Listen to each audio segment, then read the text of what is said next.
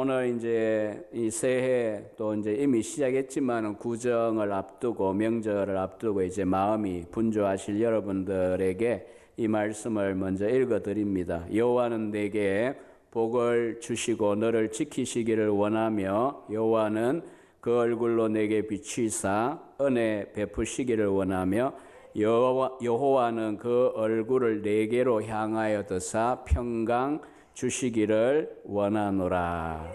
네. 그리고 이제 6장 27절에 보면 하나님의 말씀이 참 목회하는 동안에도 참 큰 힘이 되었습니다. 그들은 제사장들은 이같이 내 이름으로 하나님의 이름으로 이스라엘 자손에게 축복할지니 복을 빌지니 그러면 이제 어떻게 하시겠다고 했냐면 내가 그들에게 복을 주리라 말씀하셨어요. 내가는 누굽니까? 하나님입니다. 우리 목회자들 또 오늘날 우리 여러분 목사님도 40년을 목회하시면서 이 교회와 여러분들 위하여 많이 축복 기도하고 복을 빌고 기도하시고 살아오셨겠습니다마는 우리는 그냥 복을 빕니다. 또 안타깝고 애절한 마음으로 눈물을 흘리기도 합니다.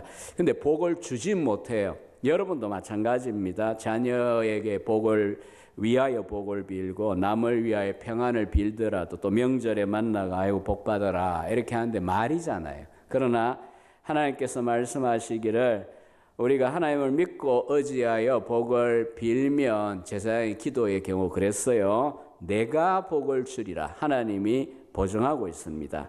하나님께서 여러분들에게 허락하신 이 새해의 복, 오늘 우리가 이제 첫째 주에 상고한 128편에 있는 대로 여호와를 경외하고 그 도에 행하는 자는 복되고 형통할 것이라고 하는 말씀 그대로 이 한 해 그렇게 되기를 소망합니다.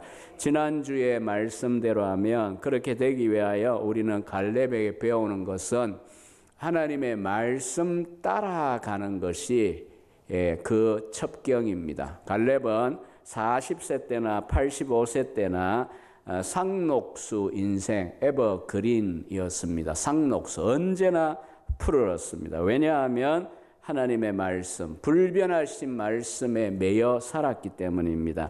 여러분들도 이 한 해 인간의 말, 매스미디어에 나오는 수도 없이 흘러가는 그런 말보다는요, 하나님의 말씀을 가까이 하시고 의지하고 사시기를 바랍니다. 오늘 두 번째 원리는 기도라고 하는 원리를 야베스의 기도를 통하여 생각해 보겠습니다.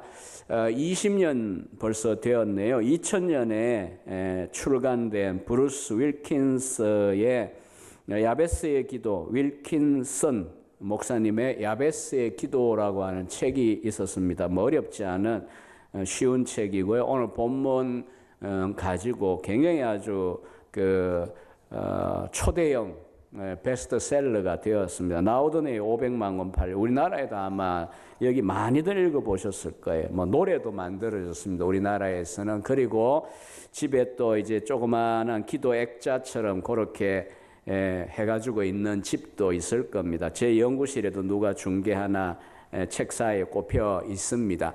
너무나 유명해졌는데 또 한편에는 그 책 때문에 논쟁도 많이 또 있기도 했습니다. 주문이냐, 야베스 기도가 그렇게 자꾸 외우라 그러고 그럼 되냐. 그럼에도 불구하고 오늘 이 아침에 우리가 이 말씀을 읽은 것은 본문에 있기 때문입니다. 성경에 있으니까 하나님의 말씀이 무엇을 우리에게 가르치느냐, 우리가 윌킨슨을 떠나서 본문을 우리가 상고하면서 기도의 원리를 배우기를 소망합니다. 첫 번째는 야베스라는 사람에 대한 소개입니다. 우리가 이 9절 10절을 이제 20년 지난 책을 안 읽은 분들도 많을 수 있습니다만은 본문을 그냥 순조롭게 그저 읽혀지는 대로 현상적으로 읽으면 이 엄마가 아주 산통을 겪고 수고롭게 아이를 낳았구나. 그래갖고 이름이 뭔지 뜻이 뭔지 모르겠지만 야베스라고 지었구나. 그리고 또 이 사람이 그렇게 저렇게 기도해가지고 복을 받았구나 이렇게 읽을 가능성이 많은 것 같아요. 문득 생각해 보니까. 그러나 사실은 야베스는 지금 아버지가 누군지 어머니가 누군지 전혀 밝혀져 있지 않습니다. 우리가 성경에 유명한 인물들일수록 족보가 굉장히 거슬러 올라갑니다. 사무엘이나 다윗쯤 되면 아담까지 올라갑니다. 근데 야베스는 유다 지파는 맞는데 도대체 아버지 어머니 누군지 몰라요. 어느 시대 사람인지도 몰라요. 소위 말하자면 뼈대 있는 가문이나 성공한 가문에서 태어난 사람은 아니라는 걸 알 수가 있겠고요. 그 다음에 이제 이것은 이제 성경을 연구한 우리 목회자들의 몫이라고 생각합니다. 출생에 대한 또 장명 혹은 이름의 뜻, 이것에 대한 이제 배경 설명이 필요합니다. 대체로 요즘은 이제 뭐 다양합니다만은 수천 년 전 유다 이스라엘에는요, 아버지가 자녀 이름을 지어 줍니다. 그리고 이름을 지으면 언제나 동서고금을 물러나고 누구나 좋은 이름을 잡습니다. 그리고 이제 당장은 뭐 그 아이 정체성을 우리도 모르잖아요. 태어났지만 그래도 이렇게 되었으면 좋겠다 하는 소망을 담아가지고 그렇게 이제 좋은 이름을 지어 줍니다. 근데 또 이제 요즘은 너무 또 이제 시적인 문학적인 생각을 하시는지 초롱초롱 빛나리 이런 이름을 지어 놓으니까 할머니가 됐는데도 초롱초롱 빛나리 할머니 어서 오세요 이러니까 조금 난처한 감이 있긴 한데 그거는 이제 조금 생각이 필요할 것 같습니다. 그러나 그렇지 않은 경우는 대체로 여러분 이름도 그렇지만 나쁜 이름이 여기 어디에 있습니까? 다 좋은 이름입니다. 근데 이 야베스는 어머니가 이름을 지었습니다. 그리고 이 야베스에 해당하는 이 이름은 슬픔, 비애, 불행이라고 하는 오체브라는 히브리어 단어에서 온 단어입니다. 그래서 야베스의 뜻은 그가 나를 슬프게 한다. 그가 나를 불행하게 만든다는 뜻을 갖고 있습니다. 9절에 보면은 야베스라 하면서 엄마가 하는 말이 내가 수고로이 낳았다. 그러니까 이제 우리가 그냥 읽으면 산통을 참 심하게 소위 난산을 했구나. 뭐 이런 식의 생각을 하기 쉬운데 아닙니다. 요즘은 무통분만이 있지만 어느 시대나 대체로 어머니들은 산실에 들어갈 때 죽음을 각오하고 보통 들어갑니다. 산고를 안 겪는 경우가 과거에는 드물죠. 그런데 뭐 별스럽게 자기만 그냥 애를 수고롭게 낳았다 이렇게 하느냐라고 이제 생각하기 쉬운데 그렇다고 하더라도요, 어떤 어머니도 자기 아이에게 이 고통, 이 불행, 이 비참 이렇게 지어주진 않습니다. 그렇게 힘들게 산고를 겪고 나면 오히려 아이에게는 빛난 이름과 큰 소망을 담아서 이름을 지어주지 이렇게 짓진 않습니다. 그러니까 이런 이제 상황을 이제 생각만 해도 우리가 짐작을 할 수밖에 없지만은 출생이 정상적인 환경에서 일반적인 그런 환경이 아니라는 걸 알 수가 있습니다. 또 요즘 뭐 현대인들은 특히 우리 한국인들은 지금 1명 이하로 떨어졌잖아요. 출산율이 뭐 자녀 사교육이라든지 감당이 안 돼가 둘도 기르기 힘들다는 분들이 많은데 현대야 자녀 원치 않는데 또 잉태했다 태어났다 이러면은 싫어하겠지만 고대에는 자녀 많은 게 복이었습니다. 그러니까 그런 환경도 아니고요. 정확하게 알 수는 없지만 굉장히 불우한 환경으로 볼 수가 있습니다. 제가 이제 생각을 이제 많이 이제 본문에 근거해 묵상을 하고 당시의 역사의 배경을 생각해 볼 때는 아마 아버지가 일찍 돌아가시고 그 다음에 그러니까 남편이 일찍 죽고 이 젊은 여인이 유복자를 이제 때가 되어 낳았는데 이 얘를 데리고 이거 어떻게 살 거냐. 요즘은 물론 뭐 여인이 혼자 여도 아이를 기를 수 있습니다. 직장 생활에는 이게 가능한데 당시에는 불가능합니다. 그러니까 성경에는 고아와 가부, 나그네, 레위인 4대 약자 그룹이에요. 성도들이 신경 안 써주면 다 굶어 죽어요. 레위인 11조 안 내면 다 굶어 죽어요. 고아 가부 사회적인 약자들입니다. 지금은 또 그렇지 않습니다. 그러나 과거는 그렇다고요. 그러니까 지금 아이가 이제 태어났지만은 이제 뭐 살 길이 막막한 거죠. 그러니까 요즘 뭐 가끔 이제 아이들이 짓궂게 생일 축하 노래 왜 태어났니 왜 태어났니 얼굴도 못생긴 이것도 있지만 세상이 험한데 왜 태어났니 이런 노래 막 불러주잖아요.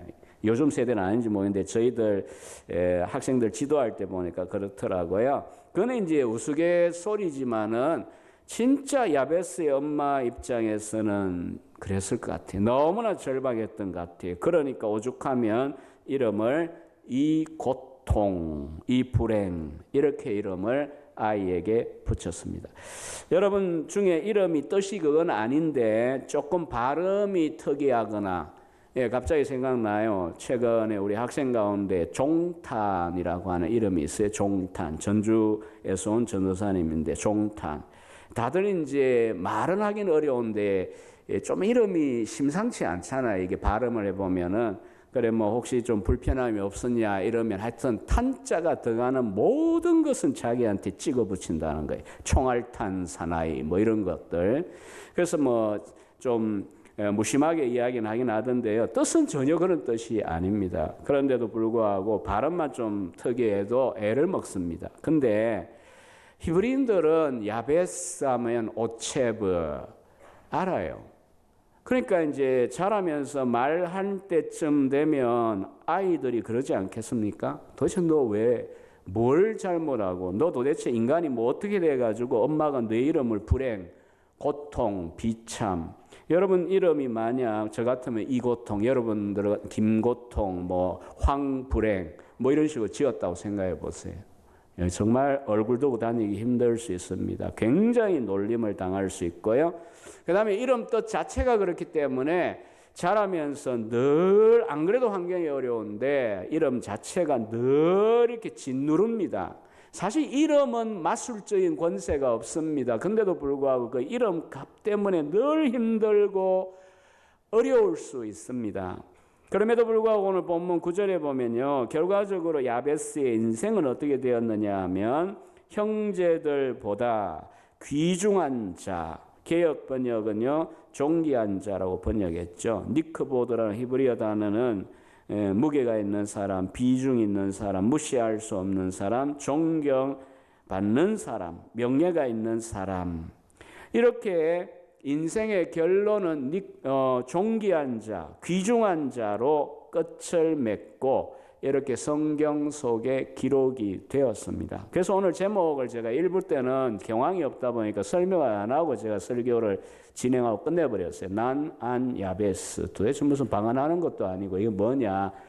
일부 교우들은 죄송한데 야베스가 불행과 고통 비참인데 나는 실제 인생은 안 야베스, 야베스가 아니다 이 뜻입니다. 그냥 뭐 특별한 신령한 뜻 없습니다. 그냥 난 안 야베스. 제목의 의미는 인생의 결론을 결국은 이 사람은 이름의 권세를 깨뜨렸어요. 이름 값과 달리 정반대의 인생, 존귀한 인생이 되어 버렸습니다. 형제보다라고 했으니까 그 형제들 가운데서 정말 귀한, 존귀한, 비중 있는 인생, 그러니까 감사할 만한 인생으로 또 그 가문을 살려낸 인생으로 끝을 맺었다는 겁니다. 오늘 그렇다면 두 번째로는 그 비결이 무엇일까 하는 것입니다. 10절에 보면 야베스가 이스라엘 하나님께 아뢰어 이르되라고 하는 그런 표현을 썼습니다. 오늘 설교 전에 찬양이 기도에 대한 찬양인데 그 가사들 쭉 제가 음미해 볼 때 참 오늘 본문에 적절한 준비단 생각이 듭니다. 하나님 앞에 나가 진정으로 내 사정을 다 아뢰면 이런 표현들이 있는데 여기 아뢰다라고 하는 단어는 NIV 뉴 국제역 성경 번역에 보면요. He cried out이에요. cried out. 부르짖었다. 간구했다. 우리는 야베스가 어떠한 인생의 그 선생이나 지도자를 만났는지는 모르겠습니다.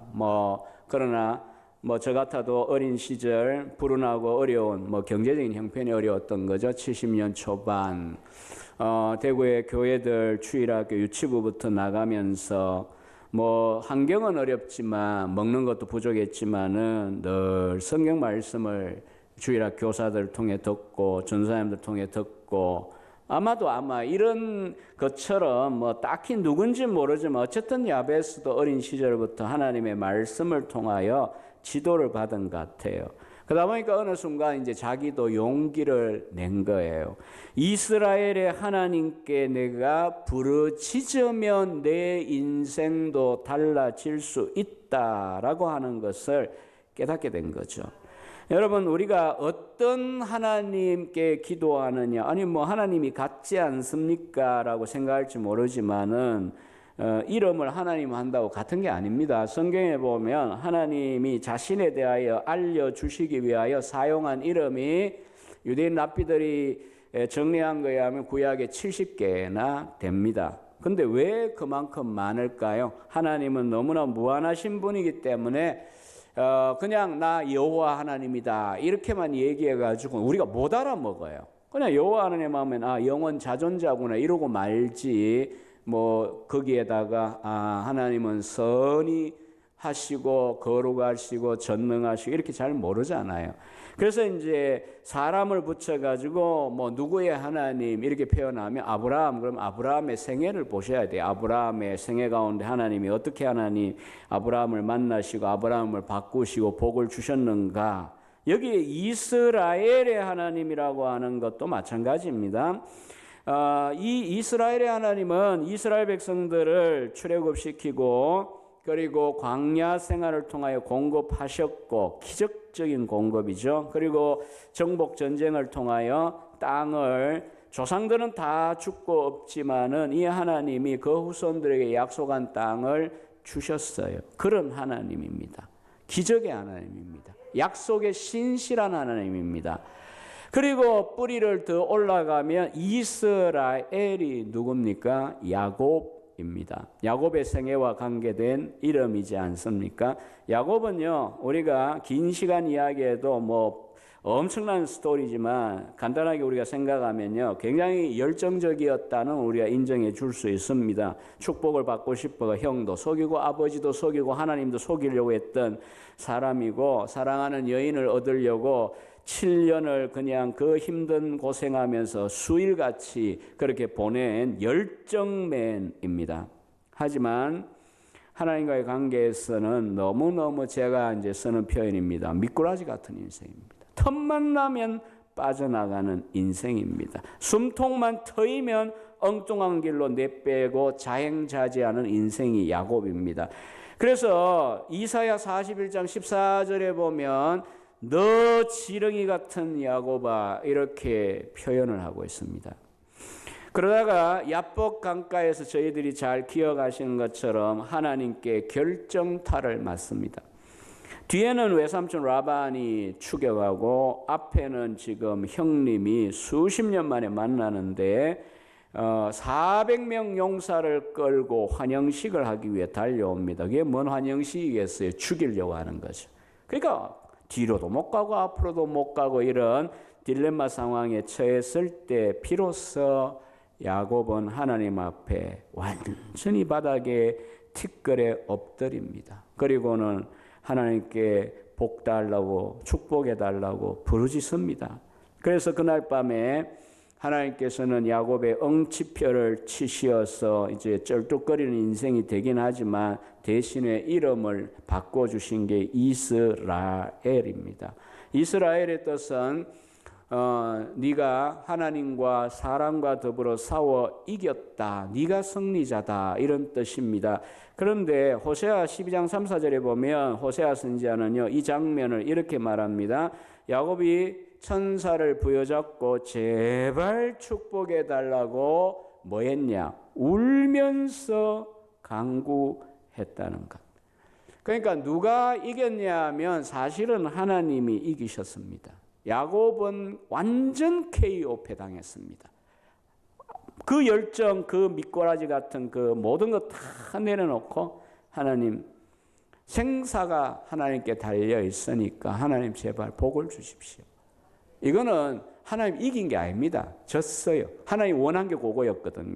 그런데도 불구하고 하나님은 참 자비로운 분입니다. 그래, 네가 이긴 걸로 하자. 하나님의 판정성입니다. 그러한 다음에 이제 야곱의 인생에 이스라엘의 하나님이란 이름이 들어오지 않습니까?